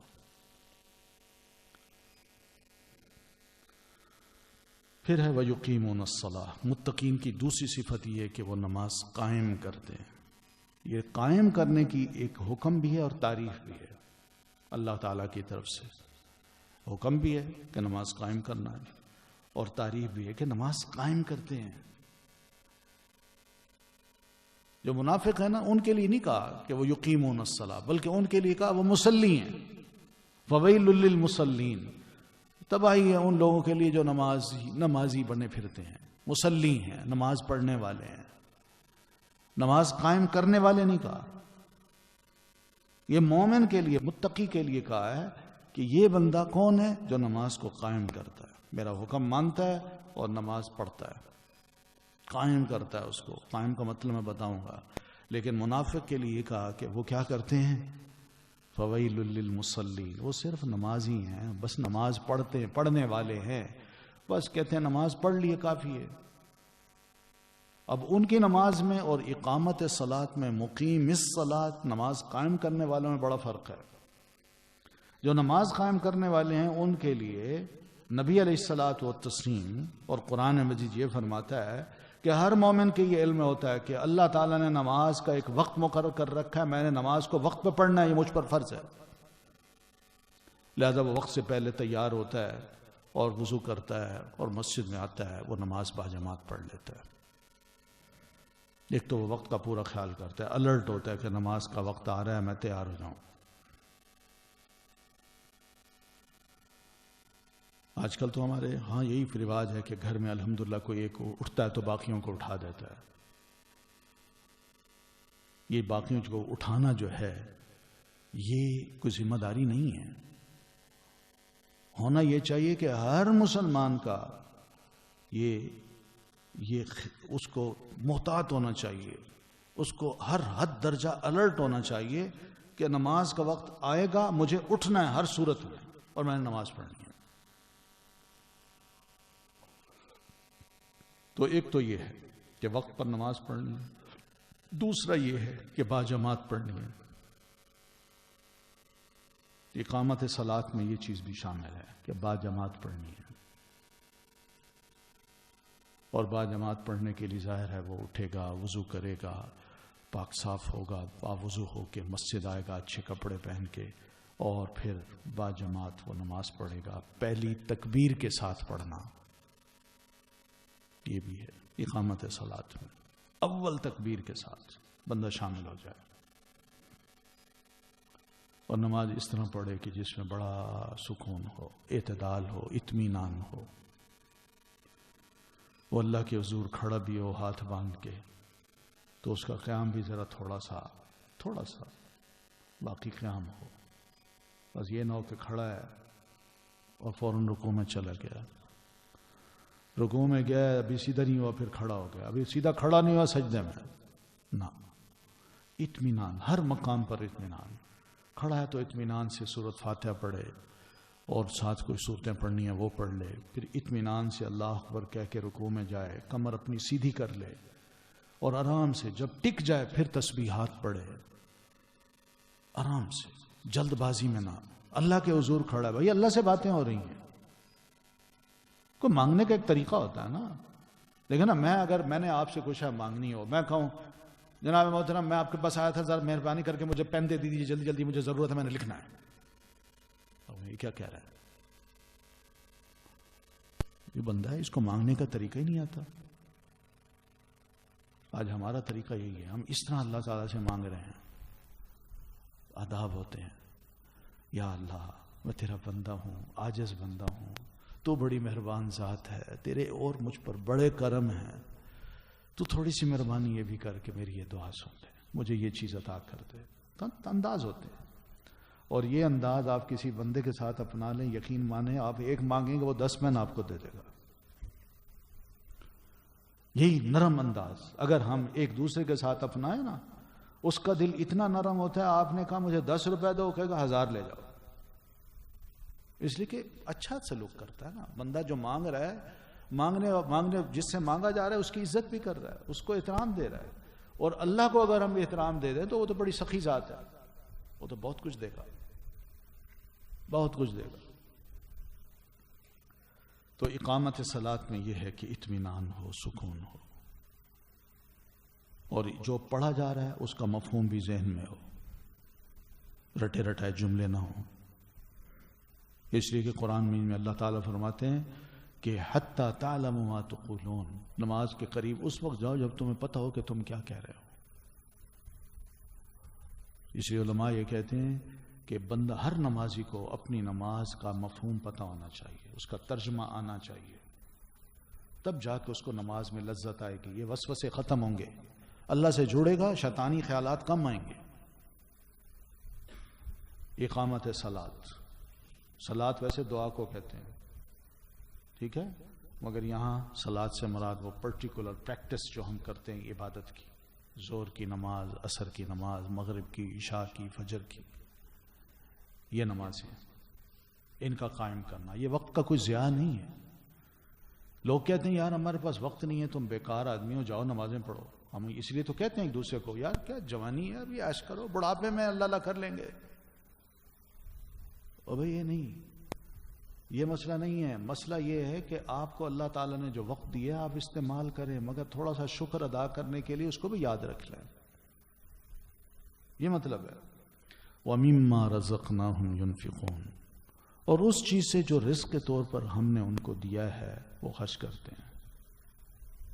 مما، جو بھی اس چیز سے جو رزقنا ہم نے رزق دیا ہم ان کو یعنی ان متقی لوگوں کو ينفقون وہ خرچ کرتے ہیں. ہم عام طور پر یہ سمجھتے ہیں رزق جو ہے نا وہ صرف پیسے کا نام. پیسہ نہیں ہے, ایک دو چیزیں اور بھی. ہماری صلاحیت قابلیتیں جو ہے نا وہ بھی ایک بہت بڑا رزق ہے. میں کسی شے میں ایکسپرٹ ہوں, میں جانتا ہوں, مجھے پتہ ہے کہ میں اس میں یہ فائدہ دے سکتا ہوں اپنے آپ کو بھی اور دوسروں کو بھی, ماہر ہوں اس میں, تو یہ بھی اللہ کا ایک رزق ہے. پھر اسی طرح وقت ہے, وقت بھی اللہ تعالیٰ کی ایک دین ہے. تو یہ تین چیزیں ہیں, مال, صلاحیت اور وقت. یہ تین چیزیں اللہ کی طرف سے رزق ہیں جو اہل ایمان کو یا ہر بندے کو اللہ تعالیٰ نے نصیب کر رکھی ہیں. مگر متقی لوگ کیا کرتے ہیں, وہ صرف پیسہ نہیں دیتے کہ یہ لیجیے جی اللہ کی راہ میں ہم خرچ کرتے ہیں. نہیں, جب کبھی بھی دین کو ان کی صلاحیت کی ضرورت پڑتی ہے وہ آگے بڑھتے ہیں, وہ کہتے ہیں میں اپنی یہ صلاحیت دین کے لیے وقف کر سکتا ہوں. کیا سارے صحابہ کرام کے پاس پیسے تھے؟ سلمان فارسی کے پاس پیسے تھے, مگر جنگ خندق میں انہوں نے اپنی صلاحیت کا ایک مظاہرہ کیا. ان کا اللہ کے رسول بہتر یہی ہے کہ ہم ان کفار کا مقابلہ کرنے کے لیے شہر سے باہر جا کے خندق کھودیں. ہمارے ہاں پرانے دور میں جو ہمارے ہاں جنگیں جو ہوتی تھیں اس میں ہم دشمن کو بس پرے رکھتے تھے اور جو بیچ میں آتا اس کو کاٹ کے پھینک دیتے تھے. نبی علیہ السلام کو بڑی پسند آئی, آپ نے اسی وقت لے لی, خندق کھدوا دی. یہ صلاحیت تھی. کئی صاحب ایسے تھے جن تلوار کے بڑے ماہر تھے, کوئی کسی اور چیز کے ماہر ہیں, کوئی راستہ جاننے کے ماہر تھے. سب نے اپنی اپنی مہارت کو دین کے لیے وقف کیا ہے, تب جا کے یہ دین آگے بڑھا ہے. صرف پیسہ دینے سے دین آگے نہیں بڑھتا. پھر اسی طرح وقت جو ہے یہ بھی بڑی دین ہے اللہ تعالیٰ کی, یہ بھی ایک رزق ہے. تھوڑا سا وقت بھی انسان نکال لے. انسان پیسہ کمانے کے لیے وقت نکال لیتا ہے نا, اسی طرح آرام کے لیے وقت نکال لیتا ہے. تھوڑا سا وقت دین کو بھی دے دے, اس میں دین کو سیکھے, دین کی جہاں دین کے کام ہو رہے ہیں وہاں اپنا تھوڑا سا وقت دے کے وہاں مدد کرے. اس طرح دین سب بندوں کو انوالو کر لیتا ہے, اپنے اندر جگہ دیتا ہے. اور اللہ فرماتے ہیں یہ وہ رزق ہے جو میں ان کو دیتا ہوں, تو متقی لوگ جو ہے نا وہ پھر میری راہ میں خرچ کرتے ہیں. ينفقون, خرچ کرتے ہیں. اور نفق سے ہے یہ ينفقون, نون فا قاف اس کا روٹ ہے. نفق کس کو کہتے ہیں؟ ٹنل کو. ٹنل جانتے ہیں نا, دونوں طرف سے کھلی ہو. تو مراد یہ کہ اس متقی آدمی کا جو دونوں ہاتھ ہیں, یا صلاحیت ہے یا وقت ہے, وہ ہر وقت کھلا رہتا ہے. جب بھی دین پکارے گا یہ لیں میں حاضر ہوں, میری صلاحیتیں حاضر ہیں. وہ دائیں بائیں نہیں دیکھتا, وہ کہتا نہیں ادھر بھی راہ کھلی رکھوں, ادھر بھی راہ کھلی رکھوں. وہ اپنے آپ کو وقف کرتا ہے. وَمِمَّا رَزَقْنَاهُمْ يُنْفِقُونَ.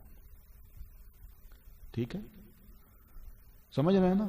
یہ ابتدا میں متقی لوگوں کی جو صفات اللہ تعالیٰ بتا رہے ہیں یہ بڑی اہم ہیں. یہ ہماری زندگی کا ایک بہت بڑا اہم مرحلہ ہے, یا اہم کیا کہتے ہیں اس کو, کہ ایک اللہ تعالیٰ نے ہمیں وہ کیا کہتے ہیں ایک ڈیزائن کر کے دے دیا ہے ایک مومن کو, متقی کو, کہ اپنی زندگی گزارنی ہے تو اس طرح گزارو.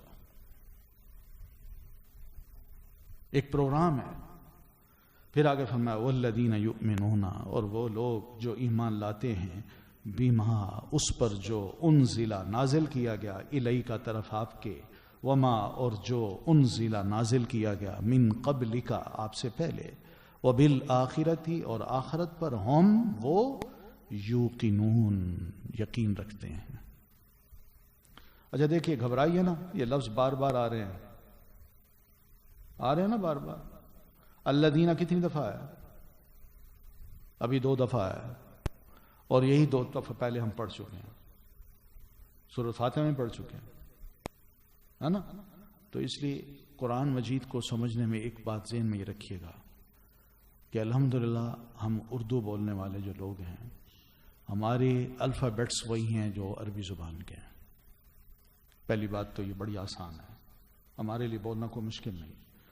دوسری بات یہ ہے کہ جو ہماری جو اردو زبان کے 60% ورڈز جو ہیں وہ عربی زبان کے ہیں. آپ یہیں سے اندازہ کر لیجئے. ٹھیک ہے، تو 40% کی تھوڑی سی محنت ہے، بس گھبرائیے نا، آپ انشاءاللہ بڑی جلدی سیکھ جائیں گے. ایک بار جو لفظ آیا نا اگر آپ اس کو اچھی طرح یاد کر لیں تو بار بار جب آئے گا تو آپ فوراً آپ کا ذہن جائے گا الذین، وہ لوگ جو. ٹھیک ہے، آ گیا. الصلاۃ، صلاۃ کا لفظ ہم بولتے ہیں، زکوٰۃ کا لفظ ہم بولتے ہیں، جہاد کا لفظ ہم بولتے ہیں، رزق کا لفظ ہم بولتے ہیں، انفاق فی سبیل اللہ، کیا لفظ ہیں ہماری اردو زبان میں ہیں، وہی یہاں ہوتے ہیں بس. تو والذین یؤمنون، اور وہ جو ایمان لاتے ہیں، بما انزل الیک، اس پر جو نازل کیا گیا آپ کی طرف. نبی علیہ السلام کی طرف کیا نازل کیا گیا؟ قرآن مجید. بس صرف یہی؟ اس کے علاوہ بھی کچھ نازل ہوتا تھا؟ اس کے علاوہ بھی نازل ہوتا تھا آپ پر، اس کو بھی وہی کہتے ہیں. مثال کے طور پر آپ بتائیں قرآن مجید میں آپ نے، ہم نماز کا تذکرہ تو پڑھا، یقیمون الصلاۃ، نماز قائم کرتے ہیں، مگر قرآن مجید میں ظہر نماز کا نام ہے، عصر کا نام ہے، مغرب کا نام ہے، عشاء کا، فجر کا نہیں ہے. تو یہ نام پھر کہاں سے لیا ہم نے؟ کیا اللہ کے رسول نے خود بتائے ہیں؟ نہیں، آپ پر وہی نازل ہوئی ہے.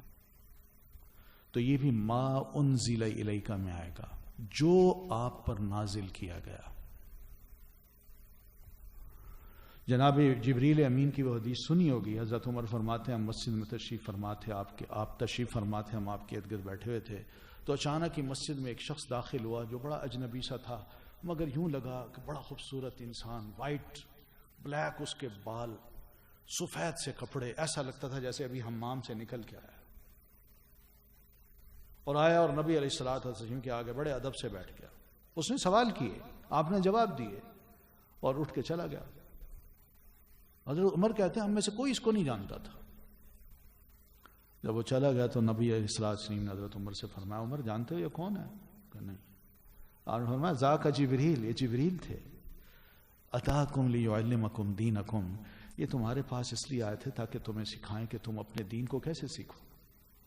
ان کے آنے کا انداز کہ بالکل فریش، اچھے کپڑے پہنے ہوئے ہے نا، کہ کلاس میں آنا ہے تو کیسے آنا ہے، فریش ہو کے، تازے اچھے کپڑے پہن کے، کنگھی کر کے، کوئی تھکا ہارا نہ ہو، رات کو جاگتا رہے اور صبح کلاس میں سو جائے نا، ایسا کام نہ ہو، یا سیدھا بستر سے اٹھ کے بس منہ دھوئے اور آ جائے نا، بالکل تیار ہو کے.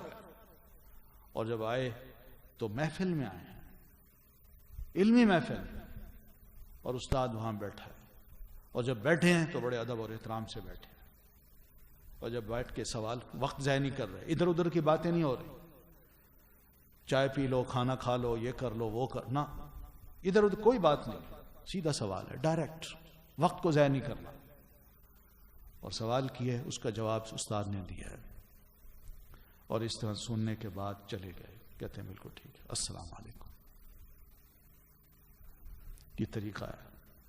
تو جبریل امین جس شکل میں بھی آتے، چاہے وہ انسانی صورت میں آتے یا اپنی اصلی صورت میں، یا چھپ کے آپ پر جو بھی نازل کرتے، یہ وہی ہوتی تھی. اور یہ وہی بھی کیا ہے، ما انزل الیک میں آتی ہے. وما انزل من قبلک، اور جو اتارا گیا آپ سے پہلے. آپ سے پہلے کیا اتارا گیا؟ نبی علیہ السلام سے پہلے کتنے انبیاء آئے ہیں، خاص طور پر ابراہیم علیہ السلام ہیں، ان پر کچھ صحیفے نازل ہوئے. موسیٰ علیہ السلام ان پر کون سی کتاب نازل ہوئی؟ تورات، صحیفے بھی نازل ہوئے ہیں. اور پھر اس طرح داؤد علیہ السلام ان پر کون سی کتاب نازل ہوئی؟ زبور. عیسیٰ علیہ السلام انجیل. یہ ہے وما انزل من. آپ سے پہلے جو رسول آئے ہوئے تھے ان پر ہم نے جو کچھ اتارا اس کو بھی یہ مانتے ہیں. یہ متقی لوگ. ماننے کا کیا مطلب ہے؟ یہ مانتے ہیں کہ اللہ نے ان کو کتابیں دی تھی، ٹھیک ہے نا، یہ مانتے ہیں اللہ نے ان پر کتابیں نازل کی تھی، یہ مانتے ہیں، بس اتنا کچھ ہے. مگر یہ ہم نہیں مان سکتے کہ ان کتابوں میں اس وقت بھی جو کچھ ہے ہم اس کو بھی مانیں. کیوں؟ پہلی بات تو یہ کہ جب اللہ تعالیٰ نے یہ قرآن جیسی کتاب ہمیں نصیب کر دی تو اس کے آنے کے بعد وہ سب کتابیں ایبروگیٹ ہو چکی ہیں. ٹھیک ہے، ان پر عمل اب نہیں ہوگا، ان سے مسائل نہیں پوچھے جائیں گے، ان پر ایمان رکھنا ہوگا، مگر ان کو پڑھنا، ان پر عمل کرنا یہ مسلمان کے لیے ناجائز ہے.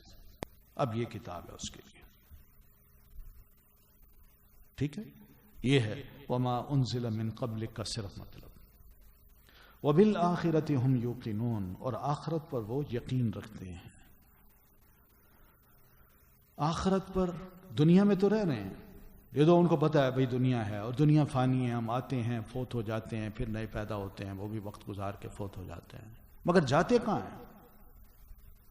اور کیا یہ آنا جانا بس ایسے ہی لگا ہوا ہے؟ کوئی فائدہ ہے اس کا؟ جیسے مالک یوم الدین پر ہم نے بات کی تھی، یہاں بھی سمجھ لیجیے. آخرت پر یقین ایک متقی انسان کو بڑی محتاط زندگی گزارنے کا سبق دیتا ہے. بیٹا مرنا ہے، رب کے حضور پیش ہونا ہے، اللہ نے پوچھ لیا یہ گناہ کیوں کیا تم نے، تو میرے پاس کیا جواب ہوگا؟ تو اس لیے متقی ڈرتا ہے، کہتا نا میں نے کوئی ایسا کام نہیں کرنا کہ میں رب کے آگے جاؤں اور شرمندہ ہوں اور اللہ کو جواب نہ دے سکوں اور مجھے سزا دے. یہ نہیں ہو سکتا. اس لیے وہ ایک ایک قدم پھونک پھونک کے اٹھاتا ہے، میں نے کوئی غلطی نہیں کرنی، کسی کے ساتھ کوئی زیادتی نہیں کرنی، وہ کام کرنے جو اللہ کو خوش کرنے والے ہیں. اولئک علی ھدی من ربہم، یہی لوگ ہیں ہدایت پر اپنے رب کی طرف سے. واولئک ھم المفلحون، اور یہی لوگ ہیں وہ جو فلاح پانے والے ہیں. یہ سرٹیفکیٹ ہے کہ جس متقی آدمی کے اندر یہ کوالٹیز ہوں گی، ایمان بالغیب کی، اقامت صلاۃ کی اور انفاق کی، کہ اللہ نے جو رزق دیا ہے اس پر وہ خرچ کرتا ہے، اسے وہ خرچ کرتا ہے، اور نبی علیہ السلام پر جو کچھ نازل ہوا چاہے قرآن کی صورت میں یا اس کے علاوہ اور صورت میں، آپ خود فرماتے ہیں انما اوتیت القرآن ومثلہ معہ، لوگوں سنو مجھے اللہ نے قرآن جیسے دیا اسی طرح قرآن جیسی اور چیز بھی عطا کی ہے. تو وہ وہی ہوتی تھی. یہ آپ کی احادیث جو ہیں یہ وہی ہیں، آپ کا بولنا، آپ کا بیٹھنا، آپ کا اٹھنا. وما ينطق عن الهوى ان هو الا وحی یوحى، اللہ کا رسول کبھی بھی اپنی خواہش نفس کی بنیاد پہ نہیں بولتا، جب بھی وہ بولتا ہے وہ وحی ہوتی ہے اور وحی کے مطابق وہ کہتا ہے اور کرتا ہے. تو یہ کیا ہے؟ ما انزل الیک، یہ بھی صفت ہو اس کے اندر، اور پھر وہ ایمان بھی ہو کہ آپ سے پہلے جو کتابیں نازل ہوئی میں ان کو مانتا ہوں اور آخرت پر بھی میں یقین رکھتا ہوں. ایسے متقی لوگوں کو اللہ تعالیٰ دنیا میں یہ سرٹیفکیٹ دے رہے ہیں کہ اولئک علی ھدی من ربہم، اپنے رب کی طرف سے یہ لوگ صحیح ہدایت پہ ہیں.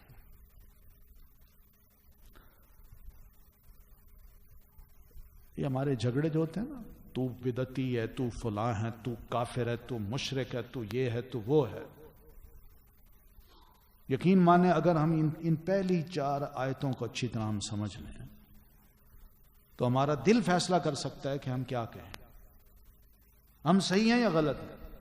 ہم دوسرے کو تو کہہ رہے ہیں، ہم خود کہاں کھڑے ہیں. پہلا سبق اللہ تعالیٰ نے قرآن میں کھولیں تو یہ دیا ہے. پہلی دعا ہدایت کی اور ہدایت کا راستہ یہ دکھا دیا. تو اولئک علی ھدی من ربہم، یہ لوگ ہیں، یہی لوگ ہیں اپنے رب کی طرف سے ہدایت پر. یہ اللہ ان کو سرٹیفکیٹ دے رہا ہے کہ میں کہتا ہوں صرف یہی لوگ ہیں جو ہدایت پر ہیں اور ان کے علاوہ جتنے وہ سب گمراہ ہیں. وَأُولَئِكَ هُمُ الْمُفْلِحُونَ، اور یہی وہ لوگ ہیں جو فلاح پانے والے ہیں. فلاح اسی سے، فلاح کہتے ہیں کسان کو. کسان کو کسان کیوں کہتے ہیں؟ فارمر کو، کہ وہ زمین پہ ہل چلاتا ہے. ٹھیک ہے، وہ زمین پہ ہل چلاتا ہے، زمین کو صاف کرتا ہے، پھر ہل چلا کے اس میں بیج ڈالتا ہے، پھر پانی دیتا ہے، پھر جب وہ بڑی دنوں کے بعد اس کے اندر سے اس کے پودے نکلتے ہیں، وہ بڑھتے ہیں، پھلتے ہیں، اپنا پھل نکالتے ہیں، تو اس وقت یہ کسان جو ہے نا خوش ہوتا ہے. تو اتنی محنت، اتنی فیزز کے بعد جب اس کو اپنا پھل ملتا ہے محنت کا، تو اس وجہ سے اس کو کہتے ہیں فلاح. تو یہ مفلح بھی اسی سے ہے کہ پیچھے محنت کیجئے، یہ محنت کر کے آئیے، آگے کامیابی آپ کے قدم چومے گی، آپ کبھی بھی ناکام نہیں ہوں گے۔ اور فلاح ایسی کامیابی ہے کہ جس میں شکست کا کوئی تصور ہی نہیں، ناکامی کا کوئی تصور ہی نہیں۔ اور اللہ جس کو کامیاب کر دے، بتائیے وہ کبھی ناکام ہو سکتا؟ تو یہ پہلا سبق ہے آج کا جو قرآن مجید کی سورۃ بقرہ کا ہے۔ اس میں متقی لوگوں کی کچھ صفات بتائی ہیں، تقوی کے بارے میں کچھ میں نے آپ کو سمجھا بھی دیا ہے، مزید آپ غور بھی کر سکتے ہیں۔ کوالٹیز دیکھ لیجئے، ان کو نمبر وائز لکھ لیجئے، اور پھر اس کے بعد ذرا اپنا ہم سب تجزیہ کرتے رہیں کہ میں کہاں کھڑا ہوں، کون کون سی میرے اندر کوالٹیز ہیں، کہاں خامیاں ہیں، مجھے کہاں اپنی اصلاح کرنی ہے، اور جو ہے اللہ نے جو کچھ نواز رکھا ہے اس میں مزید خوبی کیا پیدا کر سکتا ہوں۔ ٹھیک ہے نا؟ یہ قرآن مجید کی آیات کو یا سبق پڑھنے کا مقصد صرف یہ ہم نے اپنی اصلاح کرنی ہے نا، تو یہ اصلاح کا طریقہ اللہ نے بتا دیا ہے، اس لیے میں نے بتا دیا کہ آپ اس کو نمبر وائز لکھیے اور لکھ کے دیکھیے کون کون سی کوالٹیز ہیں، کیا یہ میرے اندر ہیں، کوئی خامی تو نہیں، اور اگر خامی ہے تو میں اس کو دور کیسے کر سکتا ہوں، اور اگر خوبیاں ہیں تو ان کو آگے کیسے مزید بڑھا سکتا ہوں۔ طریقے یہی ہیں، کسی بھی فیلڈ میں آپ جائیں، کچھ بھی ٹریننگ لیں، آپ کو یہی بات کریں گے سارے، پہلے یہ خامیاں دور کیجیے، یہ خوبیاں پیدا کیجیے، اور اس میں پریکٹس کیجیے، آپ ماہر بن جائیں گے، ہے کہ نہیں؟ تو یہی وہ طریقہ ہے قرآن مجید میں بھی اللہ تعالیٰ کا کہ اگر آپ متقی بننا چاہتے ہیں تو یہ کوالٹیز پیدا کیجیے، خوبیاں بنائیے، انشاءاللہ آپ کو کامیابی ہوگی۔ ٹھیک ہے، یہیں تک اتفاق کرتے ہیں، باقی انشاءاللہ پھر کل پڑھیں گے۔ سبحانک اللہم و بحمدک، اشہد ان لا الہ الا انت، استغفرک و اتوب الیک۔ الله تعالى أنزله ورسوله